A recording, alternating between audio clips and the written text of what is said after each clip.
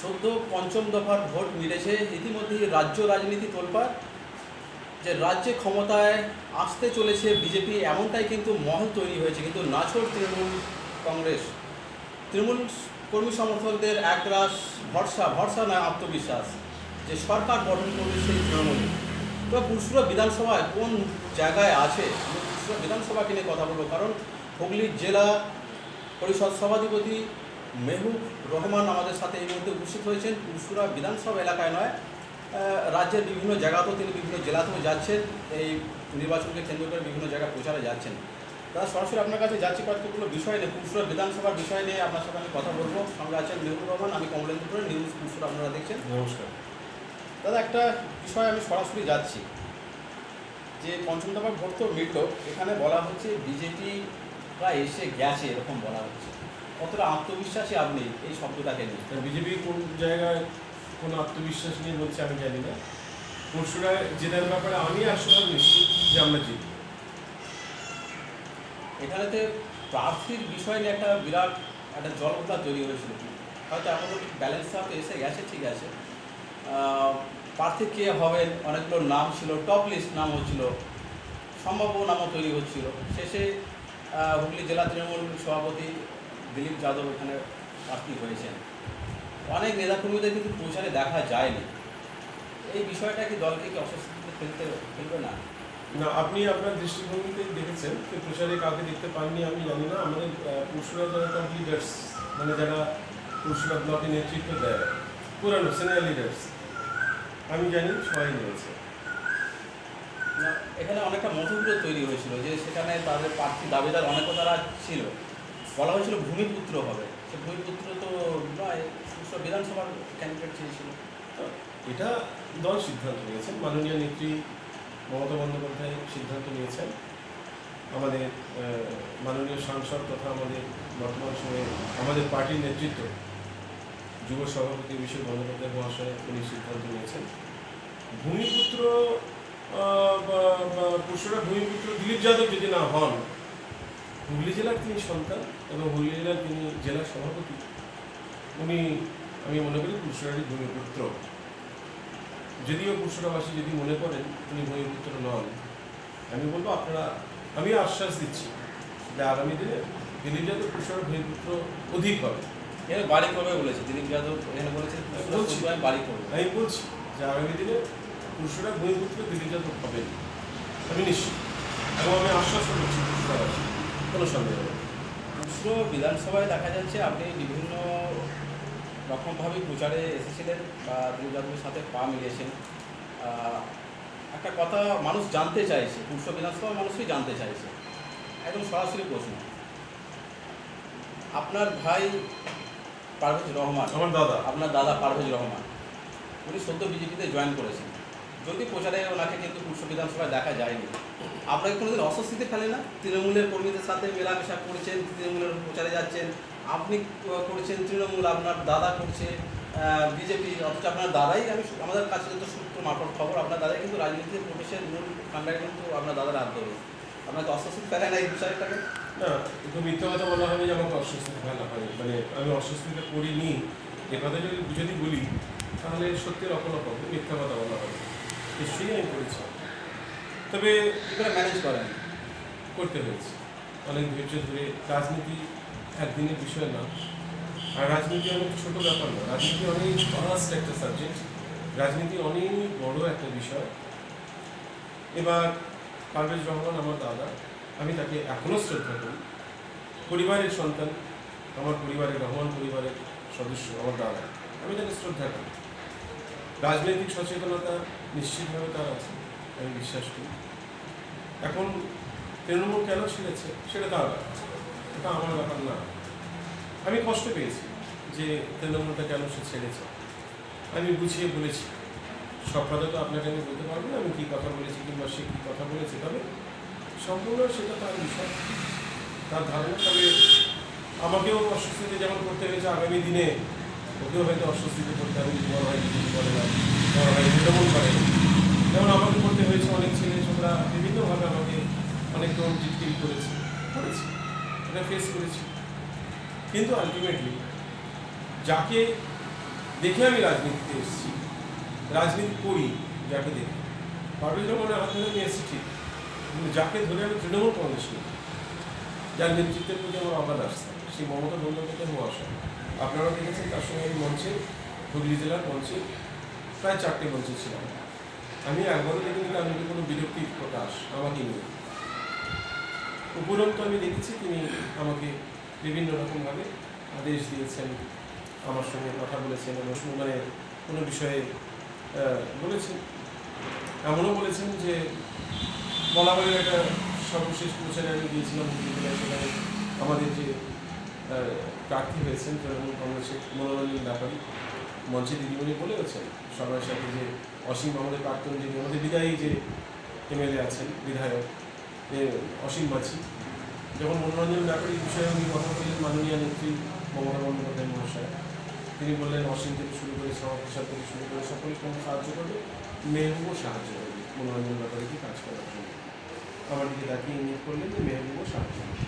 তাহলে আমার কাছে এটা স্পষ্ট যে আমার নেত্রী, আমার দিদিমণি, আমার কে কী ভাবলেও বড় কথা না, আমার দিদিমণি, আমার নেত্রী আমাকে নিয়ে কী ভাবছে। আপনি এলাকায় প্রচারে বেরিয়েছেন, মানে যেভাবে প্রচার করলে হয় সেই অর্থে আপনি প্রচারে বেরিয়েছেন, প্রতিদিন বেরিয়েছেন, ব্যাক টু ব্যাক আমরা দেখেছি। পুরসুরা বিধানসভায় অনেকে মনে করছেন, বা এটা একটা ক্যালকুলেশন হিসেবে এটা করা হচ্ছে, লোকসভা ভোটে অনেকটা হার ছিল, প্রায় 27,000, 25,000 পিছিয়ে ছিল পুরসুরা। ওটা লোকসভা নির্বাচন ছিল, বা বিধানসভা নির্বাচন। সেই ক্ষত দাগ কিন্তু তৃণমূলের নেতাকর্মীদের কাছে যেমন রয়ে গেছে, উপরতলা যারা নেতাকর্মীরা আছে তারাও কিন্তু বিষয়টা জানেন। সেই ক্ষতটা কতটা মিলবে এই বিধানসভা নির্বাচনে? 27,000 প্লাস মানে অনেকটা ভোট। আমরা এটুকু আপনাকে বলতে পারি, যে ভোটে আমরা লোকসভাতে হেরেছিলাম তার অধিক ভোটে আমরা জিতব। তার থেকে অন্তত একটা ভোট বেশি হলেও আমরা জিতব। কোন কোন বিচার আপনি বলছেন? সামগ্রিকভাবে একটা প্রার্থী কীরকম হয়, একটা প্রার্থীর কার্যকলাপ, সাধারণ জনগণের যে সরকার আছে সেই সরকারের প্রতি তার বিশ্বাসযোগ্যতা, সাধারণ মানুষ কতটা আস্থা, সাধারণ মানুষের কতটা আস্থা অর্জন করছে কি সরকার। আমার মামাকে এখানে একটা কথা আমি একটা বলছি, এখানে তো বলা হচ্ছে আস্থা কিন্তু সাধারণ মানুষের এলাকায় কিন্তু আস্থা হারিয়ে ফেলেছে। আমাদের যেটা শ্রমিক আমরা যেটা দেখতে পাচ্ছি, ধরুন এখানেতে যে বিভিন্ন সরকারি যে প্রকল্পগুলো হয়েছিল, সেই প্রকল্প থেকে কাটমানি হয়েছে, পঞ্চায়েতে দুর্নীতি হয়েছে, সদ্য আমফান ঝড় যে গেছে সেই আমফান ঝড়েতে যে দুর্নীতি হয়েছে। এবং আমি পার্শ্ববর্তী কয়েকটা পঞ্চায়েতের, আমি নেতাদের নাম বলছি না, পার্শ্ববর্তী পঞ্চায়েত আপনার বিধানসভারই, সেই নেতার নাম ধরে দৈনিক পত্রিকা তো প্রকাশ হয়েছিল, সেই নেতা তাদের নিজেদের আত্মীয় পরিজনের নামও কিন্তু লিস্ট করেছিল, বলা হয়েছিল টাকা আমি ফেরত দেবো। সেই সমস্ত নামগুলো ঢুকে নেওয়া হয়েছিল, বলা হয়েছিল ভুলবশত ঢুকে গেছে। ভুলবশত নামের স্পেলিং মিস্টেক হয়, ভুলবশত আস্ত পরিবারের নাম আমফান ঝড়ের ক্ষতিগ্রস্ত টাকা পাবে তৃণমূল পঞ্চায়েত প্রধান, একদম আরামবাগের বিধানসভার লাগোয়া পঞ্চায়েত।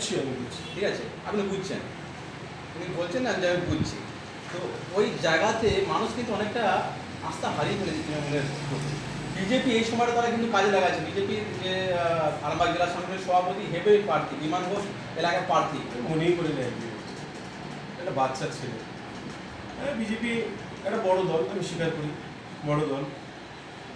হেভি ওয়েট আপনারা বলছেন, ঠিক আছে, আপনারা সাংবাদিকতা করেন, আমার তো মনে হয় না কোনো হেভি ওয়েট। এখন বিজেপি বাচ্চা ছেলে কোন অর্থে কোনো বিমান ঘোষকে বলছেন বয়স কম নাকি রাজনৈতিক অভিজ্ঞতা কম বলছেন? নেই। কিন্তু আরামবাগ জেলা সাংগঠনিক যে সভাপতি ওরা সামালছেন হয়েছে, আমি অস্বীকার করছি, আমি ওনাকে অসম্মান করছি না। তবে রাজনীতির নিরিখ বলি বয়স কম, অভিজ্ঞতা কম, বিজেপির লোক নেই, বিজেপির লিডার নেই, পশ্চিমবঙ্গে কোনো লিডার নেই।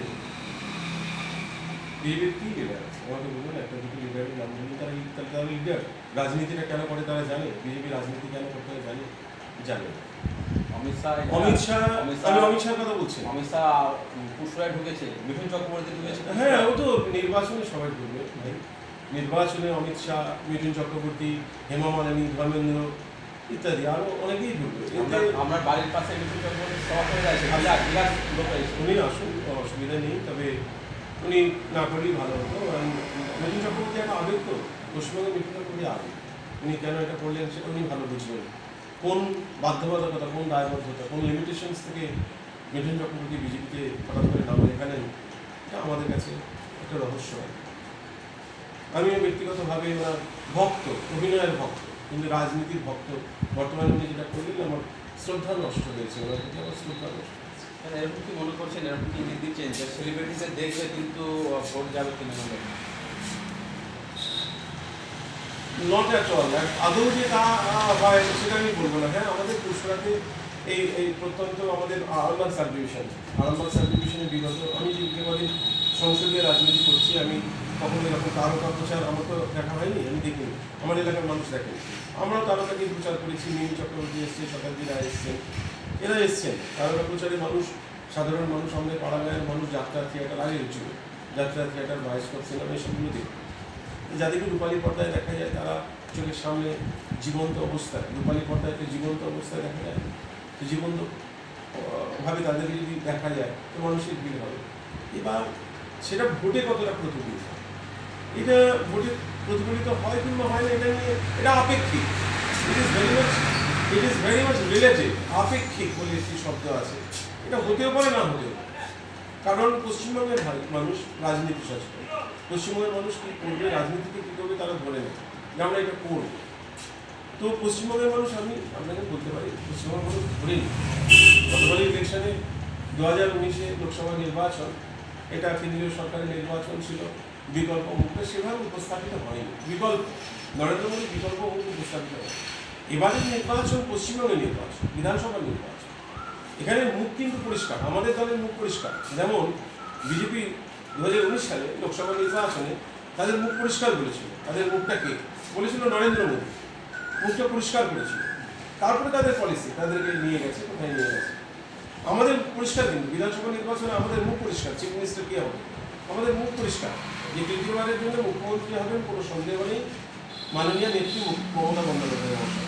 এখানে একটা বিষয় বলি, আপনি বলছেন যে সন্দেহ নাই, মানে একদম ভেবে নিয়েছেন যে আবার তৃতীয়বারের জন্য আবার মসনদে মুখ্যমন্ত্রী মমতা বন্দ্যোপাধ্যায় মিষ্টি খাওয়াবো প্রশ্ন আমি আসবে, মিষ্টি আমি আমন্ত্রণ করছি, নিমন্ত্রণ করছি মিষ্টি খাওয়াবো। আচ্ছা, এই যে কিন্তু আবির রেডি আছে বলছে, একদম সবুজ আবির আমাদের রেডি আছে, আপনাদের রেডি আছে, কিন্তু গেরুয়া আবির বলছে পুরো একদম রেডি আছে, এলাকায় বিরাট উৎসব হবে। এবং এখানে যতটুকু আমরা জানি যে আপনার কাছে সম্বন্ধে কিছুক্ষণ আগে আলোচনা হয়েছিল যে ভোটের পার্সেন্টেজ হিন্দু মুসলিম কিছু একটা ভাগ হতে পারে, কিন্তু এখানে তো ধরুন কুশরা বিধানসভায় হিন্দু আর মুসলিমদের বসবাস, কৃষিজীবী এলাকা এবং সমস্ত ধর্মের মানুষ, সমস্ত ধর্ম বলতে হিন্দু মুসলিম বসবাসী বাস করে। আমরা আপনার বাড়ির পাশেই কিছুটা যদি আবার হিন্দু পাড়া বা ঠিক আছে, এই ভোটটা ব্যবধানটা কীভাবে হবে বলছি? আমি আগেই আপনাকে বললাম পশ্চিমবঙ্গের মানুষ খুব রাজনীতির সচেতন। দেখুন এই রাজ্যটা তো ইউপি না, উত্তরপ্রদেশ না, বিহার না, ঝাড়খণ্ড না, গুজরাট না। কিন্তু অনেকে বলছে মুসলিম সম্প্রদায় মানেই তৃণমূল আর হিন্দু মানেই বিজেপি। এটা আপনি ততটা মানেন? না, একদম আমাদের কথা নয়, একদমই মানি না। আমরা বিভিন্ন জায়গায় যখনই যাই এই কথাটা কিন্তু আমাদের প্রায় শুনতে হয়। একদমই মানি না, এই কারণেই মানি না, এটা বিশ্লেষণটা ঠিকমতো হয়নি, ব্যাখ্যাটা হয়নি। মাননীয় নেত্রী কী করেছেন, মাননীয় নেত্রী কী করেছেন, কী করেছেন পরে বলছি। আমি বলছি নরেন্দ্র মোদী কী করেছেন। অমিত শাহ 2-4 দিন আগে দেখেছিলেন আসামে গেছেন, গিয়ে টুপি পরেছেন, টুপি আসামিদের মতো টুপি পরেছেন। কেন পড়েছেন নরেন্দ্র মোদী আসামের মতো? আমি যদি প্রশ্ন করি, নরেন্দ্র মোদী করেছেন অসমিয়াদের মন জয় করার জন্য ওদের রাইট, এক্স্যাক্টলি এটাই আমি বলতে চাইছি। একটা রাষ্ট্র নয়, তার ধর্মীয় রাজনীতিতে নেমে গেছে বলছেন, তাহলে একটা রাষ্ট্র নেতা ভুলে যাবো না, আমি বলে রাখছি। হ্যাঁ। আপনি যেটা বলছেন যে ওখানেতে অসমিয়া টুপি করে রাজনীতি হচ্ছে, আমাদের নেত্রী মমতা বন্দ্যোপাধ্যায় ইফতার পার্টিতে যোগ দেন, ওই হিজাব এসব হিজাব পরে উনি ইফতার পার্টিতে যোগ দেন, এবং এটাকে প্রচুর ট্রোল হয়, গোটা দেশ তোলপা। এটাও তো একটা কেন ধর্মীয় রাজনীতি, এটা কেন আপনারা এটা কেন আড়াল করছেন? না, আড়াল করছি না, না, আপনারা তো আড়াল করছেন। আমি এটা ব্যাখ্যা দিচ্ছি। হ্যাঁ, আমি আড়াল কেন করবো, আড়াল করবো আমি বলছি আমরা রাজনীতির লোক। হ্যালো, হ্যাঁ সাক্ষাৎকার নিচ্ছি, বল। Sorry for interruption. তো এখন কথা হচ্ছে, আমি একদমই আড়াল করছি না, মাননীয় নেত্রীকে আড়াল কেন করবো? আমি প্রশংসা করি ওনার মহৎ উদার মনের, আমি প্রশংসা করি। আমরা রাজনীতিবিদ, আমি একটা মুসলিম। হিজাব পড়াটা প্রশংসা করেন? অবশ্যই করি, কেন করবো না। উনি হিজাব পড়েন, মানুষের সঙ্গে মিশছেন। আমাদের পশ্চিমবঙ্গে কেন ভারতবর্ষে পিছিয়ে পড়া সম্প্রদায় যারা আছে, মাইনরিটি মুসলিম না শুধুমাত্র, শিডিউল কাস্ট আছে, শিডিউল ট্রাইব আছে, দলিত সম্প্রদায় আছে, রাজবংশী আছে, বিভিন্ন সম্প্রদায়ের মানুষেরা পিছিয়ে পড়েছে। তাদের সঙ্গে আমি রাজনীতি করার লোক, আমি ধরুন একটা মুসলিম ছেলে, আমি সভাধিপতি হুগলি জেলার সভাধিপতি, আমাকে বিভিন্ন জায়গায় বিভিন্ন অনুষ্ঠানে যেতে হবে। আমি সেই অনুষ্ঠানে গিয়ে তাদের মতো যদি না হই, তারা আমাকে আপন মনে করবে না। আমি তাদের মতো হওয়ার চেষ্টা করবো। রাজনীতি যখন করি আমার কাছে কোনো ধর্মটা সেখানে আড়াল হতে পারে না, ধর্মটা আমার বাধা হতে পারে না। যে আমি মুসলিম বলে একটা মন্দিরে যেতে পারবো না, আমি মুসলিম বলে আমি চণ্ডীপাঠ করতে পারবো না। আমি চণ্ডীপাঠ করেছি, অল্প হলেও আমি করি, চণ্ডীপাঠ করি। আমি অল্প হলেও সংস্কৃত শব্দ কিছু ব্যবহার করি, যতটুকু জানি আমি করি। আমাকে যতটুকু জানা আছে আপনি পাবলিক মানুষ, এসব বিষয়ে যে শিল্প সংস্কৃতি ধরনের মানুষ আমরাও জানি বিষয়টা। তো পুরসুরা বিধানসভা বলছে তাহলে হিন্দু মুসলিম বিষয়টা খুব একটা না, আসবে না, আসবে না। আমি বারবার এই কারণেই বলছি, পশ্চিমবঙ্গের মানুষ রাজনীতি কি নিয়ে ভোট দেবে? এই খেলা হবে, এটা এই কথাটাকে নিয়ে ভোট দেবে? এটা খেলা হবে, এটা প্রচারে তো কোনো রকম কিছু কথা শুনতে পাওয়া গেল না, শুধু মাইকে ডিজে বক্স ভাড়া করেছেন আপনারা, তৃণমূল কর্মীরা দেখেছি বড় বড় বক্স, হ্যাঁ বক্স করে, আর খেলা হবে দুম কি সব ডিজে ডিজে শুধু এই করে প্রচার করে গেছে। এটা ভোট হলো ক্যাচ হবে, ভোট ক্যাচ হবে। আমাদের বীরভূমে আমাদের কৃষ্ণদা অনুব্রত মণ্ডল উনি একটা কথা বলেছিলেন, রাজনীতির কথা বলতে গিয়ে, ভোটের প্রসঙ্গে কথা বলতে গিয়ে খেলা বলেছিলেন, খেলা হবে, রাজনীতির ময়দানে খেলা হবে। আর ওইটাই হিট হয়ে গেছে। এই রাজনীতির ময়দানে খেলা হবে কথাটা হিট একটু হয়েছে, মানুষরা নিয়েছে। এটা নিয়ে আমার একটি বাচ্চা ছেলে, অল্প বয়সী, অত্যন্ত মেধা সম্পন্নের দেবাংশু, সে এটাকে নিয়ে ছড়ার সম্বন্ধে ছাত্র নেতা, খুব ভালো কথা বলতে পারে, লেখাপড়া জানা ছিল, অনেক তথ্য সমৃদ্ধ বক্তব্য রাখে, তথ্য সমৃদ্ধ একটি ছেলে। সে ওইটাকে নিয়ে একটু ছন্দে বলেছে। তো পশ্চিমবঙ্গটা ছন্দময় হয়েছে খেলা হবে বলে। ডিজে দেখবেন শুধুমাত্র রাজনীতির অঙ্গনে না, কোনো অন্নপ্রাশনে বাজছে, খেলা হবে এই তাল, একটা বিয়ে বাড়িতে এই তাল বাজছে। এটা একটা জিনিস যে আশা করছি, ধরুন এই খেলা হবে স্লোগান দীর্ঘদিন ধরে চলছে, বিভিন্ন ইন্টারভিউতে এই বিষয়টা নিয়ে অনেক আলোচনাও হচ্ছে, এটা আলোচনার শেষ নাই, আমি জানি, ঠিক আছে। এটা আমি যে নতুন কিছু প্রসঙ্গটা টপিক তুলে ধরেছি তাও না, তো এটা প্রাসঙ্গিক টপিকটা তুলে ধরাটা। আমি যেটা বলতে চাইছি, ধরুন পুরসুরা বিধানসভা এলাকায় যেসব রাজনীতিক নেতাকর্মীরা যারা ছিল, আপনি মেহবুব রহমান হুগলি জেলা পরিষদ সভাধিপতি, তৃণমূল কর্মী সমর্থক, একটা লিডার, প্রেস্টিজ ইস্যু আছে, পারভেজ রহমানের ভাই, প্রেস্টিজ ব্যাপার, দাদা চলে গেছে বিজেপিতে, আমি যদি তৃণমূলটা ঠিকভাবে না করে যদি কিছু সমস্যা হয়, অনেক কিছু হতে পারে, হয়তো আপনি বলবেন না, ঠিক আছে, আপনার মনে সব বলবো না, আপনার মনে সবটা বলতে হবে, জিজ্ঞাসা করবেন, আপনার প্রশ্নের উত্তর দেবেন, যেটা আমার দেওয়া ঠিক আছে। এত কিছুর ভিতরেও আপনি প্রচারে বেরিয়েছেন, সব ঠিক আছে।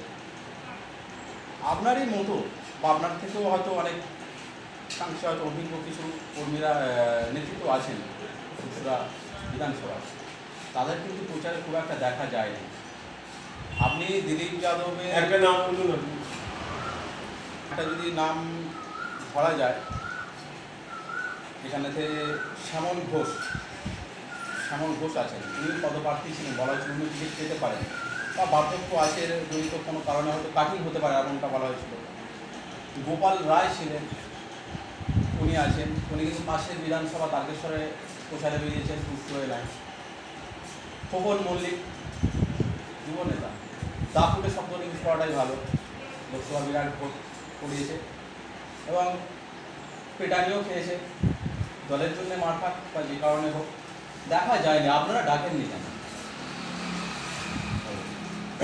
সমস্যাটা কি আপনার? বলছি আমাদের শ্যামল ঘোষ বেরিয়েছেন, হয়তো আপনারা দেখেননি, শারীরিক অক্ষমতার জন্য উনি প্রতিনিয়ত বেরোননি, তবে বাড়িতে থেকে যে প্রচারগুলো করা উনি করেছেন।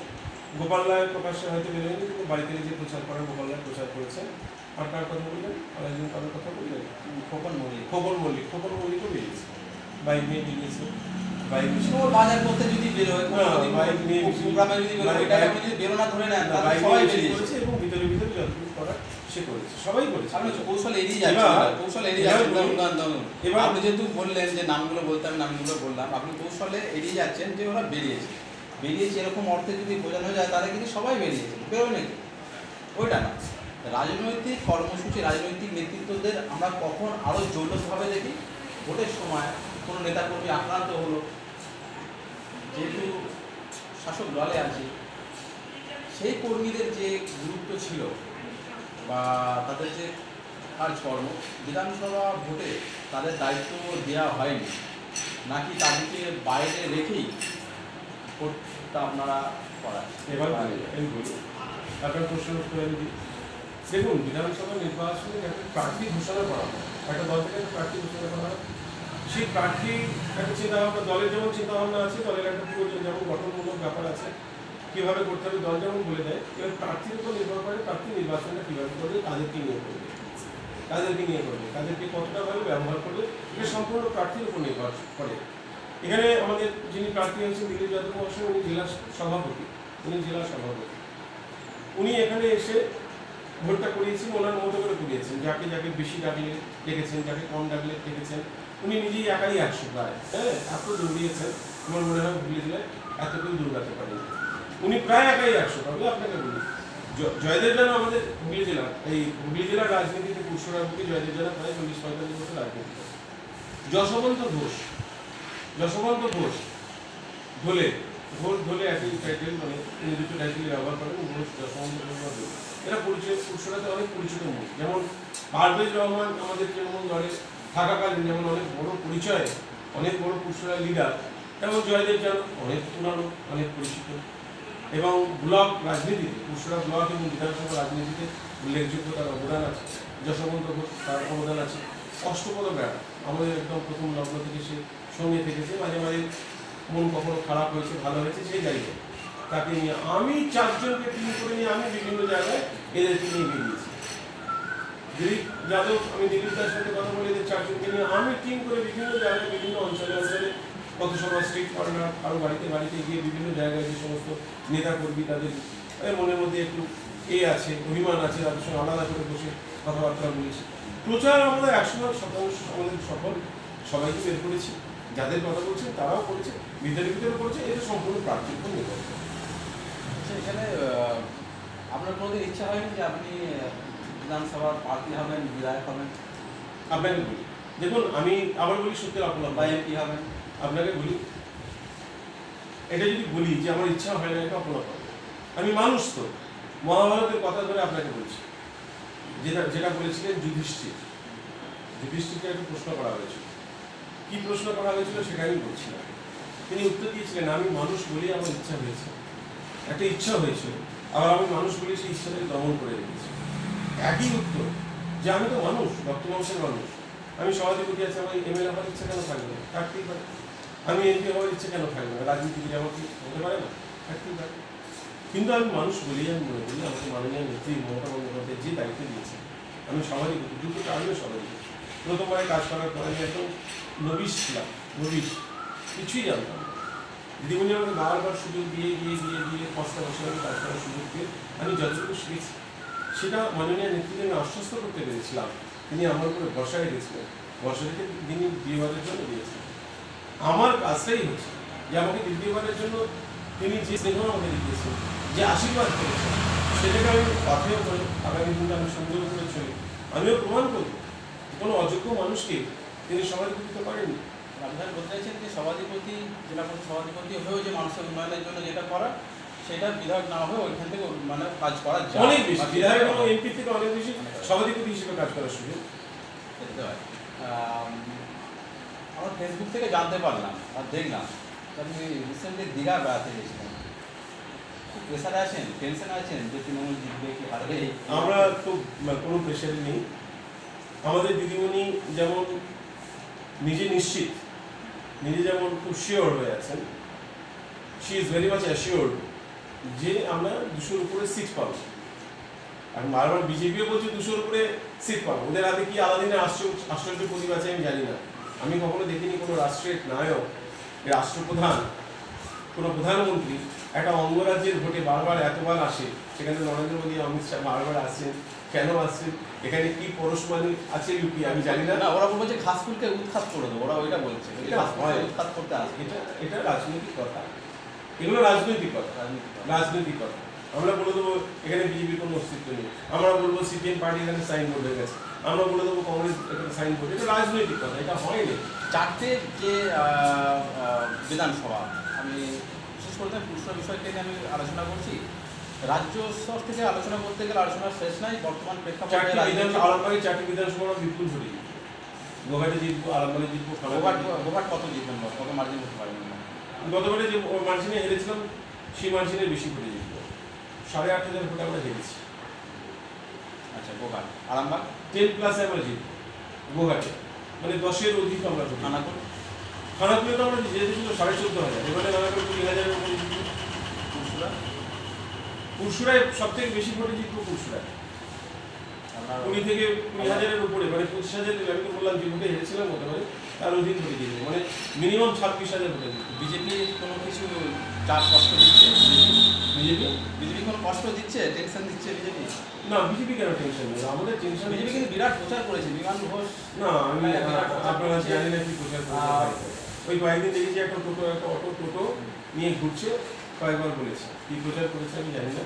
উনি আমার এই ভাঙড় অঞ্চলে এসেছেন কিনা আমি জানি না। ভোট কেমন দেখলেন বলুন? পুরসুরা এলাকায় ভোট কেমন দেখলেন? খুব সুন্দর হতো, শান্তিপূর্ণ হতো, মানুষ যেরকম ভোট চেয়েছে সেরকম ভোট হচ্ছে। অনেকে বলছে তৃণমূল চেয়েছে বলেই হয়েছে, প্রশাসনের কোনো কালি নেই।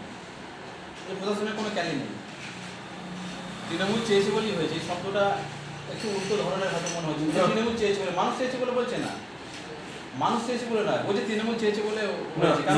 কারণ ব্যাখ্যাটা বলছি, ব্যাখ্যাটা আপনিও জানেন, আপনি জানেন ব্যাখ্যাটা। বিষয়টা যা হচ্ছে, মানে আমি প্রশ্ন না করলে আপনি মনে করাবেন না, এটা স্বাভাবিক ব্যাপার। পঞ্চায়েত নির্বাচনের আপনারা বিরাট তাণ্ডব করেছেন, প্রার্থী দিতে দেননি।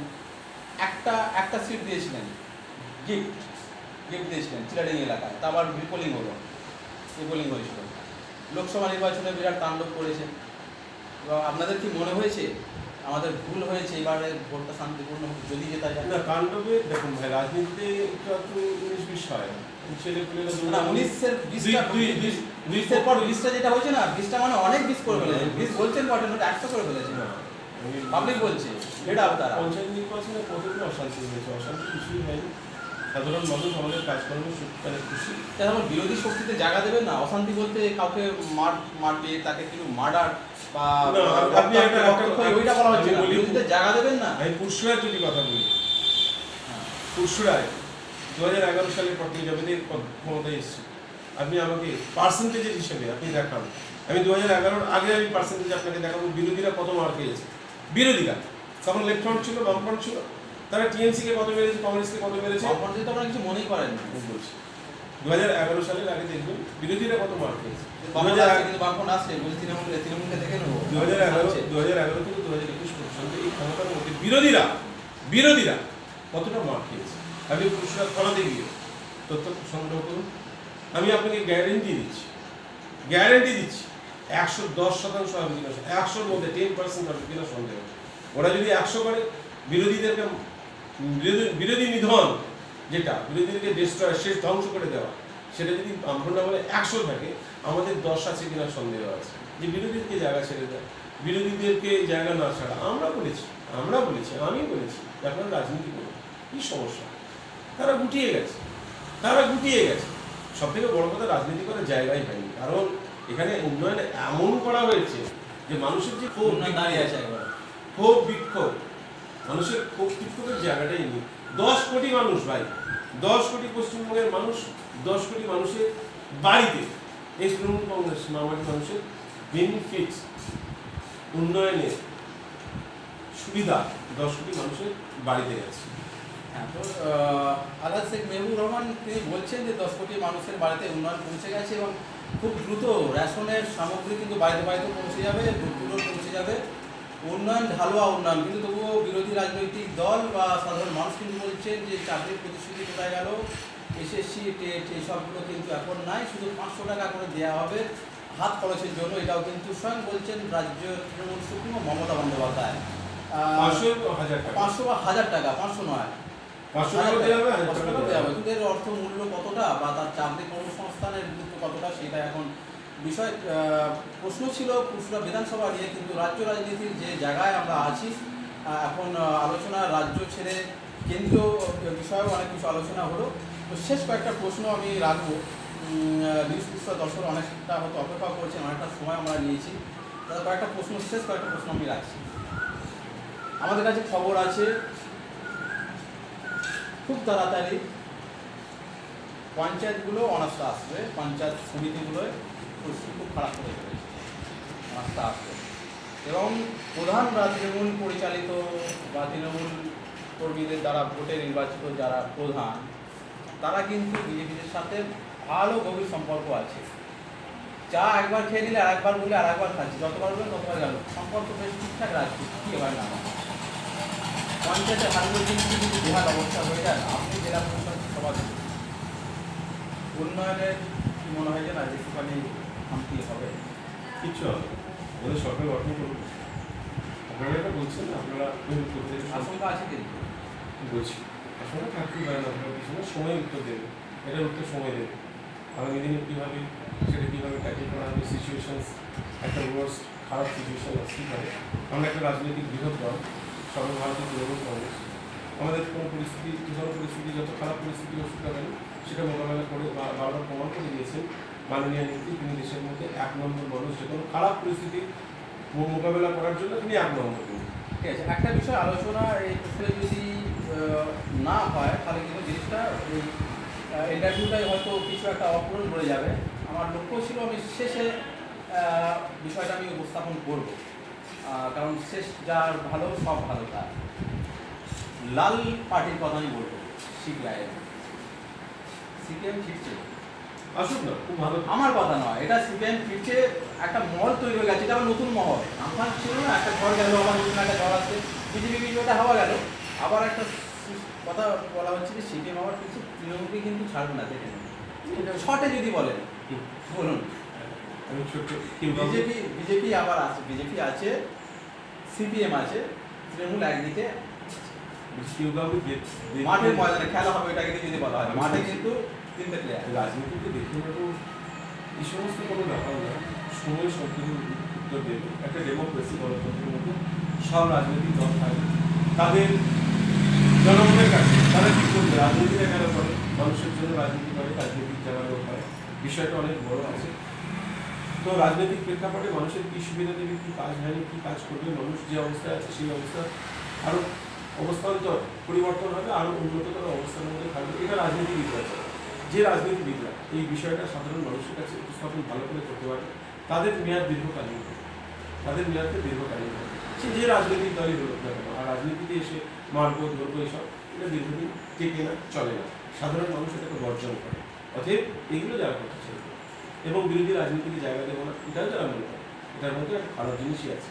এর মধ্যে একটা ভয়ঙ্কর স্বৈরাচার যন্ত্র মনোভাব থাকে, স্বৈরাচারী মনোভাব থাকে, এগুলো চলে না। বিরোধীদের একটা স্প্যান, একটা জায়গা দিতে হয়, জায়গা ছাড়তে হয়, স্পেস দিতে হয়, জায়গা দিতে হয়। কারণ বিরোধী যারা, তারাও তো রাজনীতি করে, তাদের মুখেও আমি এমন কথা দিতে পারি যেটা আমার চিন্তা ভাবনার বাইরে আছে। তার মুখ থেকে নিয়ে আমি সরকারে আছি, বিরোধী পক্ষে একজন আছে ভালো চিন্তা ভাবনা পুরস্কার, কিন্তু তার কাছে আমি সুন্দর মতামত দিতে পারি, তার কাছ থেকে সেই মতামতটা নিয়ে আমি ইমপ্লিমেন্ট করতে পারি জনগণের জন্য। আমি সরকার পক্ষে আছি, একজন বিরোধী আছে, মানুষের জন্য উভয় পক্ষে চিন্তা ভাবনা করছি, সবাই পারে।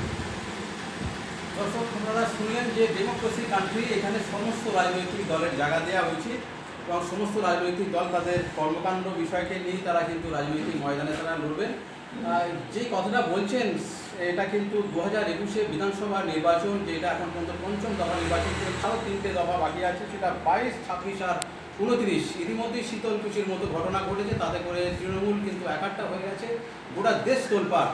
তবে হুগলি জেলা সভাধিপতি আলহাজ শেখ মুজিবুর রহমান এবং অবশ্যই বলতে হয় সদ্য বিজেপিতে যোগ দেওয়া প্রাক্তন বিধায়কের ভাই মেহবুব রহমান, তিনি কিন্তু বলছেন যে ডেমোক্রেসি কান্ট্রির সমস্ত রাজনৈতিক দলের জায়গা দেওয়া উচিত এবং রাজনৈতিকভাবেই মোকাবিলা করবে এবং উন্নয়ন অবশ্যই হাতে আছে, এমনটাই নিয়ে কিন্তু রাজনৈতিক বৈতরণী পার হতে চান। এবং তৃতীয়বারের জন্য তৃণমূল সুপ্রিমো মমতা বন্দ্যোপাধ্যায় আবার তিনি মুখ্যমন্ত্রী হবেন এমনটাই আশায় আছেন।